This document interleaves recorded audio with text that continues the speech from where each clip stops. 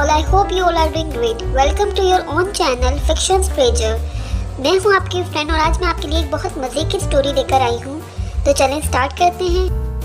ये एक चीनी लड़के मालिंग की कहानी है। मालिंग एक गरीब घर का लड़का था। मालिंग के पास इतने पैसे भी नहीं थे कि वो ठीक से खाना खा सकता, लेकिन एक खूबी जो अल्लाह ने दे रखी थी कि वो तस्वीरें बहुत अच्छी बनाता था, यानी वो एक पैदाइशी आर्टिस्ट था। वो सारे दिन इधर उधर घूमता रहता और जली हुई लकड़ी और कोयले से गांव की दीवारों पर तस्वीरें बनाता। वो एक बड़ा आर्टिस्ट बनना चाहता था। वो सोचता था कि काश मेरे पास इतने पैसे होते कि मैं पेन ब्रश और रंग खरीद सकता, जिनसे मैं खूब रंग बिरंगी तस्वीरें बनाता। एक दिन इसी के बारे में सोचते सोचते वो सो गया।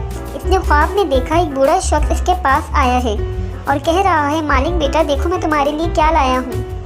ये लो, ये जादू का एक पेंट ब्रश है। इसका कमाल ये है कि इस ब्रश से तुम जो चीज़ भी पेंट करोगे वो असल होकर तुम्हारे सामने आ जाएगी। मालिक ये सुनकर हैरान रह गया और खुश होकर बोला, अरे ये तो कमाल ही हो गया, आपने तो मुझे बहुत अच्छी चीज़ दे दी। आप बहुत अच्छे इंसान हैं, इस तोहफे का बहुत बहुत शुक्रिया। बूढ़ा शख्स बोला, मालिक तुम भी बहुत अच्छे और मेहनती लड़के हो। मैं चाहता हूँ इस ब्रश से तुम बहुत अच्छी अच्छी तस्वीरें बनाओ और अपना शौक पूरा करो। ये कहकर वो शख्स चला गया।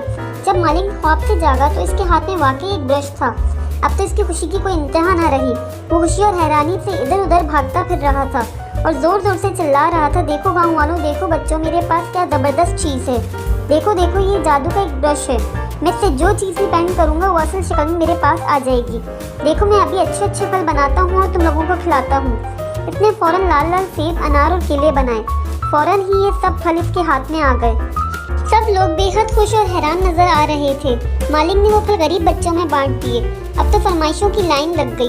कोई कहता मुझे किताबें दे दो, कोई बच्चा तरह तरह के खिलौनों की फरमाइशें करता और कोई कहता मुझे अच्छे कपड़े और जूते दिला दो। मालिक बारी बारी सब चीज़ें पेंट करके बच्चों में तकसीम करता जाता। सब गाँव वाले बहुत खुश थे और मालिक के इर्द गिर्द जमा थे। मालिक भी उससे ज़्यादा खुश था कि मैं लोगों की मदद कर रहा हूँ। इस जादू के ब्रश और मालिक के कारनामों की खबर शहर के अमीर तरीन आदमी तक भी पहुँच गई। वही हुआ जिस बात का डर था। इस अमीर शख्स ने अपने नौकरों और मुलाजमीन से कहा कि जाओ इस बच्चे को पकड़कर हमारे पास लेकर आओ, हम भी तो ज़रा इसके जादू को देखें। इसके हुक्म पर इसके नौकर मालिक को पकड़कर इसके बड़े से महलनुमा घर में ले आए। मालिक हैरान होकर हर तरफ देख रहा था कि इस अमीर आदमी का घर कितना बड़ा और कितनी कीमती चीज़ों से सजा हुआ है। इतने में वो अमीर शख्स आ गया और मालिक से बोला, ओए लड़के, हमने सुना है तुम्हारे पास कोई जादू का ब्रश है और तुम इस ब्रश से जो चाहो बनाकर पेश कर सकते हो। मालिक बोला, हाँ ऐसा ही है ये ब्रश, लेकिन आप इसके बारे में क्यों पूछ रहे हैं? आपके पास तो पहले ही बहुत कुछ है। वो शख्स बोला, हाँ लेकिन हमें और भी मालो दौलत चाहिए। ये कहकर इसने अपने नौकरों से कहा, इससे ये ब्रश छीन लो और इसे यहाँ से निकाल दो। मालिक से ब्रश छीनकर जमींदार के मुलाजमों ने उसे घर से निकाल दिया। मालिक बहुत दुखी और उदास था कि इसका बेहतरीन तोहफा इससे छिन गया, लेकिन वो बेचारा क्या करता। अब सुनो, मज़ा ये आया कि इस अमीर शख्स ने जब अपने एक आर्टिस्ट को बुलवाया और उसे ब्रश देकर कहा, ये लो, इस जादू के ब्रश से वो तमाम चीज़ें पेंट करो जो हम बताते हैं। आप ये सुनकर हैरान होंगे कि इस ब्रश का सारा जादू ख़त्म हो गया।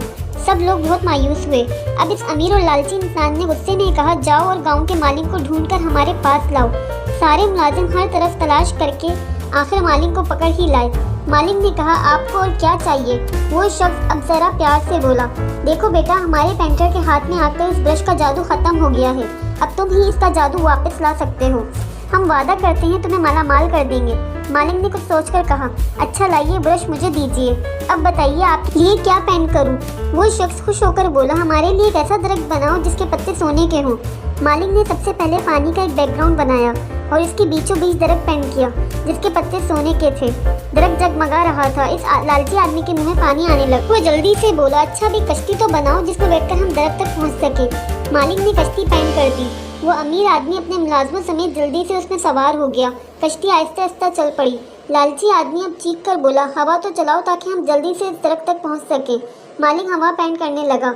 वो फिर चीखा, जल्दी करो, तेज हवा होनी चाहिए ताकि हम फौरन दरख्त तक पहुंच जाएं। मालिक ने गुस्से में आकर खूब तेज हवा पेंट की। इतनी तेज के पानी में तूफान आ गया और कश्ती उलट गई।